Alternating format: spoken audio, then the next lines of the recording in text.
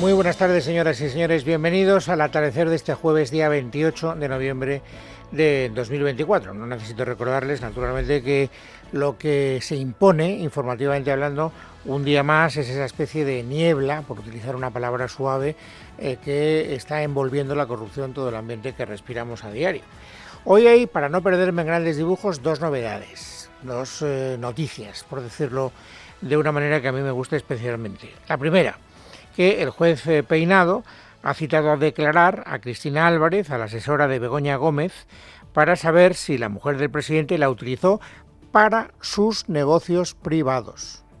Luego veremos la importancia que tiene el énfasis de si la utilizó para sus negocios privados, porque, en fin, el gobierno está utilizando una excusa que no termina de ser convincente por esa razón. No quiero adelantar acontecimientos. La segunda novedad, la segunda noticia del día, insisto, por ir al grano antes de ir a las consideraciones generales, es que Carmen Pano, que es la madre de una exnovia de Peinado, algo así como una especie de exsuegra, entrecomillado, pues ha reconocido ser la empresaria que llevó personalmente 90.000 euros a la sede de Ferraz en bolsas de plástico, en dos entregas de 45.000 cada una. Saben ustedes que se había publicado la noticia de que un empresario, ahora sabemos que era una empresaria, una mujer, había llevado dinero en efectivo a la sede de Ferraz y que la excusa siempre del gobierno es, oiga, pero ¿cómo damos credibilidad a una persona que no se identifica, que no sabemos el nombre, que no sabemos nada? Bueno, pues la novedad de hoy es que esta mujer, que se llama Carmen Pano, da la cara y dice: yo fui quien llevó el dinero a Ferraz. Si tuviera que hacer un resumen del resumen y tuviera que contarles qué dos novedades informativas hay en el día de hoy, yo destacaría esas dos. Pero ahora veremos, en fin, qué declaraciones han producido cada una de esas dos novedades. Pero por ir de lo general a lo particular, es evidente que hoy uno de los atractivos, entre comillas, que tenía el día, era que tenía que comparecer después del Consejo de Ministros la portavoz, Pilar Alegría. Y a mí particularmente pues me producía una cierta curiosidad saber cómo iba a encarar las preguntas que con toda seguridad le iban a formular a propósito de esa niebla, por utilizar la palabra que yo he querido escoger al principio del programa, de la corrupción que lo envuelve todo. Es verdad que ustedes me pueden decir, pues ese es usted un ingenuo, porque conociendo la práctica habitual de Pilar Alegría, pues no iba a contestar nada, le iban a hacer preguntas claras y lleva a buscar o a utilizar la evasiva como toda respuesta, y tienen razón. El idiota soy yo por haber esperado alguna concreción, alguna respuesta concreta a preguntas que le han formulado a la portavoz del gobierno. Pilar Alegría es una especialista en no decir nada, eso sí, en utilizar muchísimo tiempo en la vacuidad de las respuestas. Fíjense cómo ha empezado la rueda de prensa. Mañana declara Juan Lobato en el Supremo. Han citado como testigo a una asesora de Moncloa por el caso de Begoña Gómez. Han imputado al hermano del presidente del Gobierno y al secretario general del PSOE de Extremadura. Quería saber cómo valoran desde el Ejecutivo estas acciones judiciales, si les genera algún tipo de preocupación y si todo esto está suponiendo un desgaste en la legislatura. ¿En qué está el Gobierno? Estamos en lo importante. Estamos al lado de la gente. Estamos trabajando para la gente. En eso estamos. Me gusta mucho dejar estas pequeñas pausas porque entiendo que hace falta una capacidad de reacción para digerir la contundencia de una respuesta tan concreta. Bueno, pues esta ha sido la tónica habitual del Consejo de Ministros. El Gobierno está lo que está, todo lo demás es ruido, no se va a despistar, no se va a distraer, la legislatura no se va a ver afectada. Bien, es verdad que esa es una, digamos, iba a decir que era una creencia del Gobierno, pero es mentira. O sea, yo no creo que sea verdad. Una cosa es lo que dicen y otra cosa es lo que piensan. Yo no creo que Pilar Alegría crea que la legislatura no se va a ver afectada por el clima que estamos respirando. Yo creo que cualquier persona en su sano juicio se da cuenta de que todo esto tiene un impacto y el impacto es negativo. Fíjense hasta qué punto eso es así, que hasta los socios del gobierno lo reconocen abiertamente. Y le han preguntado a Aitor Esteban, oiga, todo este ambiente, interfiere, debilita, pone en una situación complicada la legislatura. Respuesta. A ver, yo creo que lo que hace mella la legislatura es el clima que hay, ¿no? No es nada constructivo, es muy difícil llegar a cualquier tipo de acuerdos porque se está en una pelea constante y además ya no se trata solo de una tensión, una pelea política, sino que también se lleva absolutamente todo a los tribunales y eso no es bueno, desde luego. Bueno, no es bueno, pero es bastante inevitable. ¿Qué hacemos cuando sabemos que se han producido mangancias por parte de gente que cobra del erario? dejamos de denunciar ante los tribunales, señor Esteban? O sea, decir, ¿cuál sería la actitud? ¿Qué haría usted? ¿Cuál sería su consejo? ¿Lo dejamos pasar para no enrarecer más el ambiente? ¿Qué debería hacer la oposición? ¿Se calla? Cuando cada día descubre que hay una mangancia nueva, deja de denunciarlo ante la opinión pública. Naturalmente eso nadie se lo va a pedir a la oposición, independientemente de cuál sea el partido político que está en la oposición en cada momento histórico, porque esta situación no es nueva. Todo este ambiente de corrupción ya lo hemos vivido con anterioridad y ojalá que no lo vivamos con posterioridad, pero me temo que ese optimismo también sería bastante ingenuo. Por lo tanto, ¿cuál es el discurso hoy del jefe de la oposición, de Alberto Núñez Feijóo? El de todos estos días. Escúchenlo. No hay tregua. Todos los días un escándalo. Todos los días una citación en un juzgado. Todos los días una imputación más. Me genera una profunda preocupación lo que estamos viviendo en España. Ocurren cosas todos los días. A veces varias cosas en una jornada que no habían pasado jamás. Y se abordan por sus responsables con una ligereza y con una frivolidad que pagaremos todos. Hay que decir que en una cosa creo que tiene toda la razón el señor Feijóo, al menos en una cosa, y es que todos los días pasa algo nuevo. Yo creo que esto es constatable. Hoy, les decía al principio, las dos cosas nuevas que han pasado son, desde mi punto de vista, bastante identificables. La primera de ellas, vamos con ella. Peinado cita a declarar a la asesora de Begoña Gómez en el... ¿Qué tal, cariño? ¿Cómo ha ido en el cole?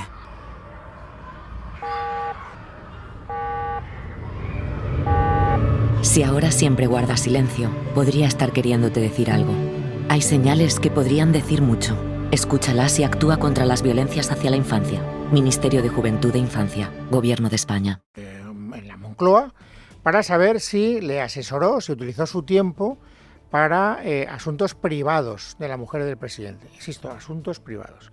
¿Por qué hago ese énfasis? Lo verán enseguida. Pero antes, sepamos por qué motivo aduce el juez Peinado que quiere escuchar a la asesora de Begoña Gómez, Miguel Ángel Pérez. Buenas tardes. El titular del Juzgado de Instrucción número 41 de Madrid, Juan Carlos Peinado, acuerda en una providencia a la que ha tenido acceso a Libertad Digital recibir declaración como testigo a Cristina Álvarez el próximo 20 de diciembre a las 11:30 de la mañana.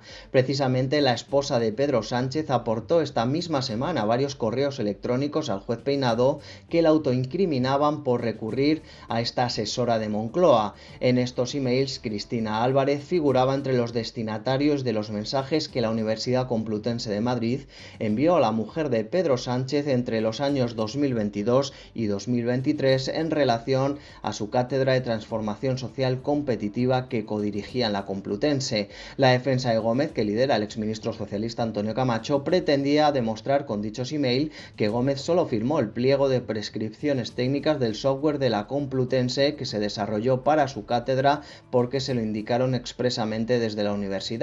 Sin embargo, los emails probaban también que se sirvió de la directora de programas de presidencia del gobierno para estas gestiones de carácter privado. Bueno, que este asunto iba a salir a relucir en la rueda de prensa posterior al Consejo de Ministros era un fijo en la quiniela. La duda estaba en cuál sería la respuesta de la portavoz del gobierno, de Pilar Alegría. ¿Y cómo ha respondido inicialmente a esta noticia? ¿Cuál es la posición del gobierno? ¿Qué dice el argumentario? Escuchen. Trasladar también la máxima tranquilidad, porque sabemos que no hay nada. Y creo que también es importante que los ciudadanos sepan y conozcan que en toda la historia, todas las parejas de los presidentes de gobierno han tenido una persona que colaboraba en sus tareas de organización y logística. Siempre. Por favor, siempre. Vale, ahora entienden, porque yo he hecho tanto énfasis desde el principio en decir que lo que Peinado quiere saber es si esa asesora que siempre han tenido las mujeres de los presidentes del gobierno se dedicaban a asuntos privados de la mujer del presidente del gobierno, de turno. Esa era la pregunta. Eso es lo que le han querido hacer a Pilar Alegría varias veces. Y Pilar Alegría pues no ha querido contestar. Escuchen, repregunta y respuesta. Me gustaría saber si el Gobierno considera que entre las funciones que figura en la directora de programas de la Oficina de Presidencia de Gobierno figura el pedir un patrocinio para la cátedra que daba la esposa del presidente, no en calidad, no es una actividad oficial, sino una actividad privada de la esposa del presidente. Lo que le digo a usted es lo mismo que le he trasladado a sus compañeros. absoluta transparencia, conocimiento, y ya le digo, sí que me parecía importante que se supiera que no es, lo digo porque como también lo he podido escuchar en algún caso, en algún momento, no estamos hablando de un alto cargo, es un puesto de, como les digo, de libre designación, un nivel 26, y que ha existido siempre. Pero es verdad que por primera vez, sí, y lo vuelvo a repetir, bueno, se conoce públicamente más el nombre de esta persona. No, podríamos escuchar otros fragmentos donde se ve claramente cómo hace piruetas dialécticas Pilar Alegría para no contestar. No deja de ser un poco ofensivo que ella apele a la transparencia justo antes de practicar la opacidad, porque no le han preguntado por el grado administrativo de la funcionaria que está trabajando con la mujer del presidente del gobierno, ni le han dicho cuánto cobra, ni le han preguntado si ese precedente existía en otros gobiernos anteriores. Lo que le han preguntado, y ella no ha querido contestar varias veces, es si esa funcionaria tenía como objetivo ayudar en los negocios privados a la mujer del presidente del gobierno, que es la cuestión que quiere saber el juez Peinado. ¿Ha habido respuesta a esa pregunta? En absoluto. Y de verdad que lo han intentado, ¿eh? Los periodistas que estaban en la sala de prensa del Consejo de Ministros lo han intentado como media docena de veces. No ha habido manera. Y luego presume de transparencia la portavoz del gobierno. Bueno, hasta aquí les puedo contar. Respuesta, digamos, reacción oficial a la primera noticia, el primer acontecimiento que a mí me parece relevante en el día. Es lo que hay. Vamos con el segundo. El segundo, les decía, desde mi modesto punto de vista, es el hecho de que Carmen Pano, repito, la madre de la que fue novia de Víctor Aldama, ha reconocido en primera persona que ella llevó 90.000 euros a la sede de Ferraz, en 2 entregas, de 45.000 cada una, en cajas de cartón o en bolsas de plástico, ya no recuerdo ese detalle. Ha dicho que lo declaró ante notario y que lo declarará ante el juez si el juez le llama a declarar.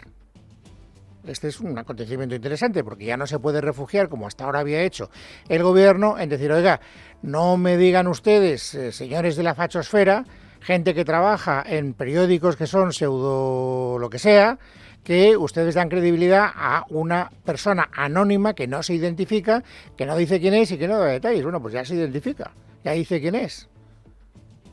Ya dice quién es. Bueno, le han preguntado naturalmente a Pilar Alegría por este asunto. ¿Y qué ha dicho Pilar Alegría? Escuchen. Es como si yo misma dijera de alguno de ustedes que le he visto robar. Sin más, sin aportar ninguna prueba. Si alguien acusa, tiene que aportar pruebas. Es más, yo lo que les pediría a esta señora que usted me decía, lo primero que tendría que hacer es ir al juzgado y denunciar, aportando pruebas. Ya les digo, quien las tenga, que las aporte. Y oiga, y el mejor sitio donde las tiene que aportar es un juzgado. Bueno, por cierto, antes de que se me olvide, lo digo porque a lo mejor a ustedes les interesa ir a la fuente. Hay un periódico digital que se llama El Debate, que hoy le hace una entrevista a Ramón Bermejo, que es un consultor que es portavoz de Víctor de Aldama. Y el titular de esa información es muy llamativo y viene a colación de lo que estábamos escuchando en labios de la portavoz del gobierno. Dice textualmente en esa entrevista don Ramón Bermejo: Víctor, o sea, Aldama, tiene un arsenal de pruebas para demostrar que todo lo que declaró en la Audiencia Nacional es cierto. Es verdad, porque me gusta decirlo todo, que cuando uno lee la entrevista, cosa que yo he hecho a continuación, pues se queda un poco despagado. Pregunta: ¿usted ha visto las pruebas que tiene en su poder el señor de Aldama? ¿Ese material podría tumbar al gobierno? Respuesta: tiene material lo suficientemente sensible como para poner nervioso a cualquiera, independientemente de lo que se ha podido decir en los medios. Hay que reconocer que la salida de prisión ha servido para dar un golpe de credibilidad al señor Aldama, y esto se ha visto constatado por la participación de la Fiscalía. En cuanto a la parte probatoria y en cuanto a lo que él va a demostrar con esa documentación, le digo que es contundente. Vale, pero no responde a la pregunta. La pregunta es: ¿usted ha visto las pruebas? Pues el señor Bermejo no responde a esa pregunta. Por eso digo que Oiga, vamos a ver si hablamos todos con un poquito de propiedad. En todo caso, bueno, no deja de ser interesante que el portavoz de Aldama se ratifique en que tiene pruebas y que naturalmente esas pruebas las va a poner en conocimiento de la justicia. Es más, ayer en la COPE, ustedes lo recuerdan, Víctor de Aldama ya afirmó que ya estaba colaborando con la Fiscalía y que ya le estaba entregando esas pruebas. La palabra pruebas, el antibulo, la manera de desmentir a los bulos es demostrar que la información es correcta. Es, digamos, el recurso dialéctico más utilizado por el gobierno. Hoy Pilar Alegría lo ha vuelto a hacer. Parecía que estemos viviendo en el mundo al revés. Es decir, es que pareciera que el inocente está condenado permanentemente a reconocer y a defender su inocencia. Y sin embargo, el mentiroso, con toda impunidad, lanza bulos y lanza mentiras y pareciera que aquí no pasa nada. Y este tipo de cuestiones, sinceramente, no puede salir gratis.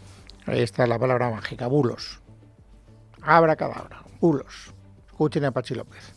Ya estamos un poco hartos de bulos, a través de mentiras, a través de recortes de no se sabe qué prensa, que se impute, que se acuse de manera absolutamente gratuita a gente que no tiene nada.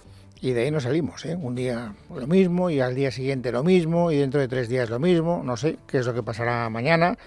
Luego hablaremos de la comparecencia judicial del señor Lobato. Antes les tengo que contar que otra de las noticias del día, aunque no ha arrojado ninguna novedad, por eso no lo he querido destacar, es la comparecencia de Ángel Víctor Torres, el ministro de Política Territorial, en la Comisión de Investigación del Senado. Saben ustedes que Aldama, cuando tiró de la manta en la declaración ante el juez, dijo que uno de los sobornados por la trama que él preside fue precisamente Ángel Víctor Torres, que al final se benefició con una astilla de 50.000 euros.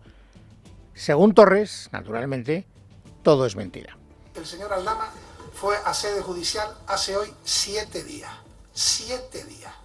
Si tiene las pruebas de sus gravísimas acusaciones, ¿por qué no las mostró al día siguiente?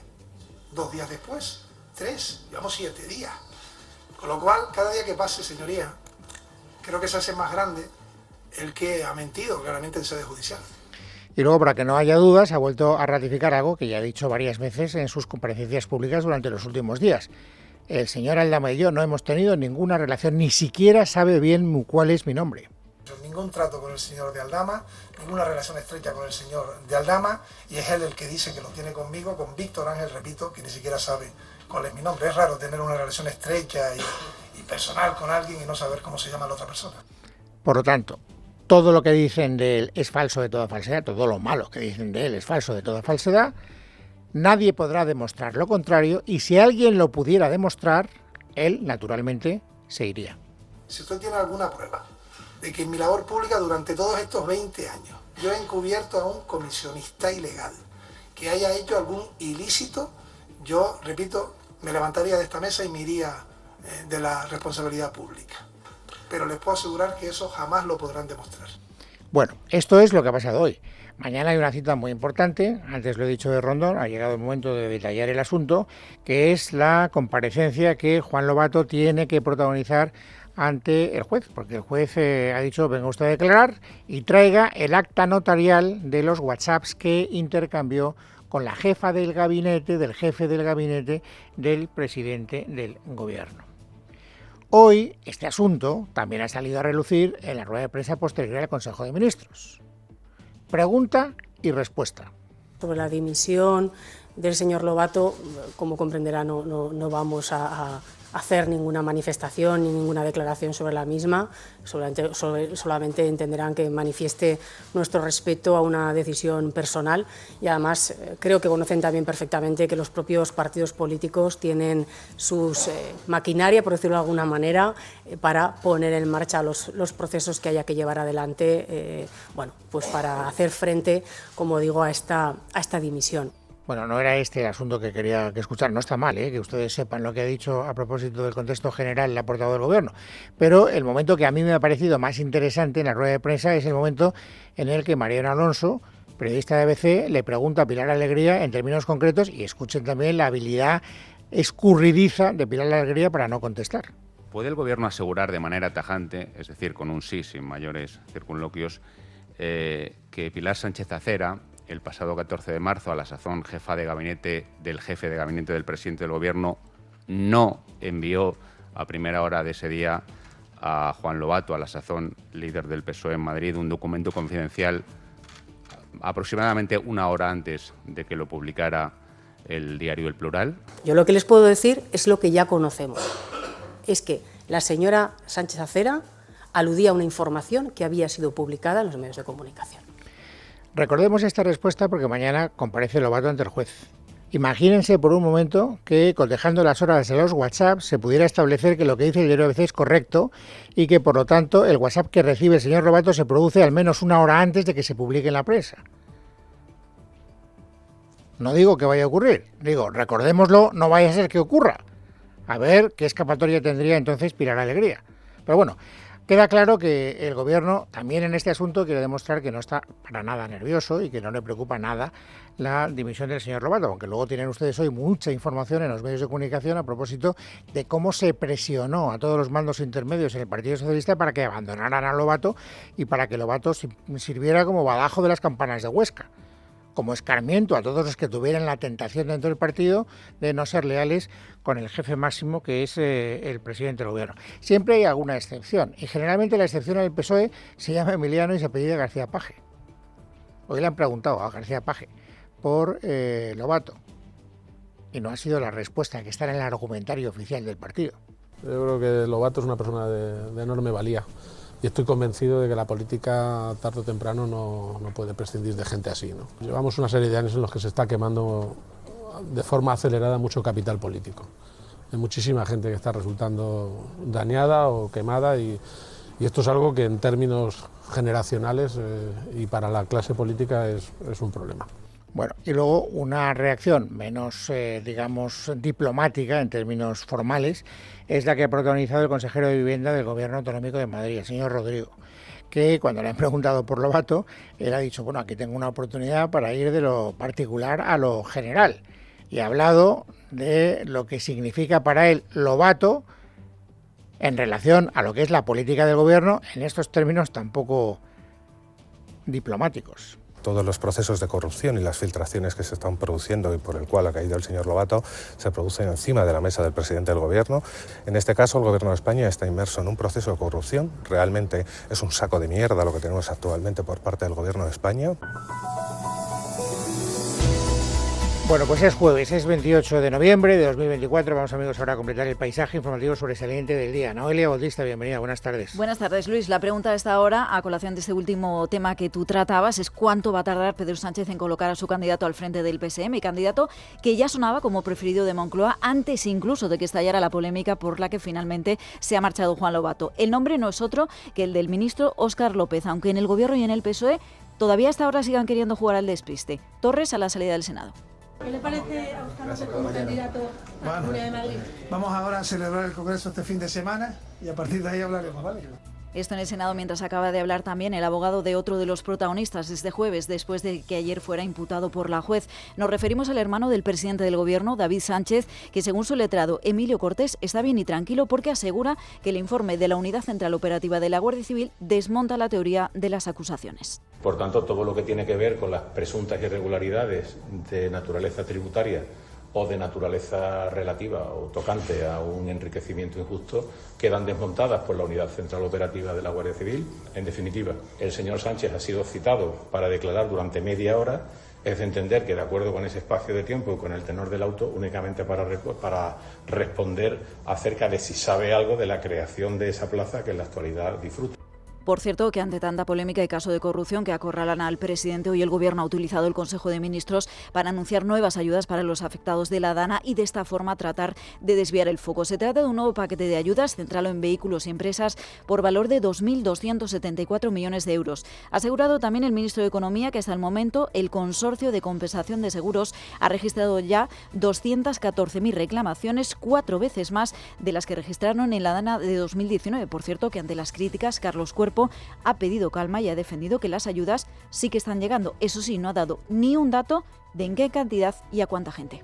Estamos hablando de casi 1.700 que tienen que ver con viviendas y comunidades de propietarios. Estaríamos hablando de unas 3.500 relacionadas con vehículos y estaríamos hablando, por ejemplo, de más de 300 comercios o almacenes que ya han recibido estas ayudas. Yo creo que esto lo que nos da pie ya es a hablar de una llegada progresiva, pero sustantiva y significativa ya sobre el terreno. Nuevo decreto de ayudas a la Dana en el día en el que además el Ejecutivo ha aprobado el nuevo permiso climático, una iniciativa pionera, ha dicho en Televisión Española la vicepresidenta segunda, Yolanda Díaz. Vamos a desenvolver unos permisos climáticos que van a ser de 4 días, es decir, ningún trabajador ni trabajadora tiene que correr ningún riesgo y a partir de esos 4 días las empresas podrán ubicar a esos trabajadores y trabajadoras como una causa de fuerza mayor, es decir, como si un ERTE normal se tratase, ¿no? Por tanto, por primera vez en España, siguiendo el modelo de Canadá, vamos a tener permisos auténticamente climáticos. Dos datos más que nos deja la economía también hasta ahora. Por un lado, sepan que el Gobierno ha autorizado a la saudí STC completar la adquisición del 9,97% de Telefónico. Lo ha confirmado el ministro Cuerpo, que ha asegurado que la decisión se ha tomado tras un análisis exhaustivo por parte de las autoridades españolas. Por otro, hoy hemos conocido el dato de IPC del mes de noviembre. Ha subido 6 décimas hasta el 2,4%. Y es importante, Luis, porque este mes es cuando se hace la media de todo el año para saber cuánto van a subir las pensiones, que si se confirma el dato dentro de 15 días será como mínimo del 2,8%. Les contaba que el Gobierno ha anunciado hoy nuevas medidas para los afectados de la Dana y lo ha hecho en el día en el que ha habido sesión de control al Gobierno de la recuperación de Carlos Mazón en Valencia y allí el presidente valenciano y Joan Baldoví han tenido este enganche. Le pediría, señor Baldoví, antes de nada, antes de apropiarse del dolor, que no lo haga, porque no es suyo, ¿sabe? A mí me gustaría creer que ese dolor que hizo usted sentir no es distinto ni menos real al que sentimos todos. Me gustaría creerlo, aunque lo expresemos con menos aspavientos y con menos insultos, señor Baldoví. Per tot això, dimitisca, senyor Mazón, i comence a preparar la seva defensa davant dels tribunals. Compromís, pot estar segur, no descansarem fins que vostè responga davant dels tribunals i davant del poble valencià. No descansaremos hasta verle en los tribunales, decía el portavoz de Compromís. Más titulares que nos deja la información regional, porque en el Congreso le preguntaban a Míriam Nogueras, a la portavoz de Junts, por la negociación del traspaso de competencias de inmigración a Cataluña. Salvador Illa, el presidente catalán, ha avanzado esa mañana que Cataluña las va a tener pronto. Ha dicho Míriam Nogueras, se lo ha tomado a broma, lo van a escuchar en el Congreso, mientras aprovechaba para lanzar un recado al presidente del Gobierno a cuenta, en este caso, de los próximos presupuestos generales del Estado. Salvador, nosaltres seguim negociant. Gràcies. Va bien la negociación, entendemos. Va. ¿Y Senda, papa? No hi ha novetats sobre la Senda. ¿Y presupuestos? Tampoc. Presupuestos tampoco van. Palabras antes de entrar al Pleno, como les decía, en el que ha comparecido el ministro de Asuntos Exteriores, José Manuel Álvarez, para dar cuenta de las políticas del Gobierno, en este caso en relación a Oriente Medio. A su salida le preguntaban al ministro Álvarez por esa posibilidad de que Netanyahu, el presidente de Israel, fuera detenido si dependiera de España. La pregunta se hace a colación de que algunos países están buscando ya fórmulas para que sus socios no sean detenidos, y hablamos de Francia y de Estados Unidos. Álvarez dice que cumpliremos el mandato del Tribunal Penal Internacional, pero como van a escuchar, lo cierto es que no dice expresamente que sería detenido si pisa suelo de nuestro país. A mí no me gusta hacer política ficción, pero he sido muy claro al respecto.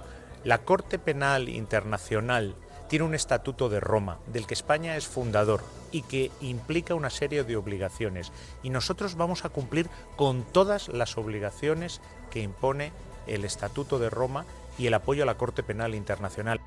Y tras la comparecencia del titular de Exteriores, sepan que la Corporación Pública de Radio y Televisión Española ya tiene nuevo presidente. El resultado de la votación para la elección del presidente de la Corporación RTVE ha sido el siguiente. Votos emitidos 178, votos a favor de José Pablo López Sánchez 178. Por tanto, al haber obtenido la mayoría requerida... Como están escuchando, de Gómez de Celis, José Pablo López es el agraciado con el puesto por el voto del Gobierno y de sus socios, porque ni los diputados de Vox ni del PP se han levantado para participar en esta votación que ha sido en urna. Y un titular más, Luis, muy importante para mí, que tenga hijos pequeños, para ti que tienes nietos, sepan que la información del exterior nos ha dejado una noticia muy importante. Australia ha dado el primer paso y acaba de aprobar una ley que prohíbe el acceso de los menores de 16 años a las redes sociales. Es un primer paso, como decimos, aún no existe tecnología para verificar la edad de los niños, como dicen, como apuntan las tecnológicas, pero de momento ya les ha dicho el gobierno de Australia que si no lo hacen se van a enfrentar a penas multimillonarias. No te quiero, enfriar el entusiasmo, Noelia, pero me parece que es como ponerle puertas al campo. El día que me digan cómo pueden impedirlo de manera práctica, ese día me alegraré contigo. Pero es un primer paso, ya empezamos por algo, y es importante atender a esto porque esto hace mucho daño, sobre todo a los jóvenes. El vaso medio lleno,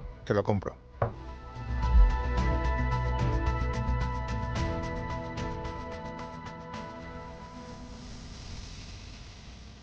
En casa de Herrero. Es Radio.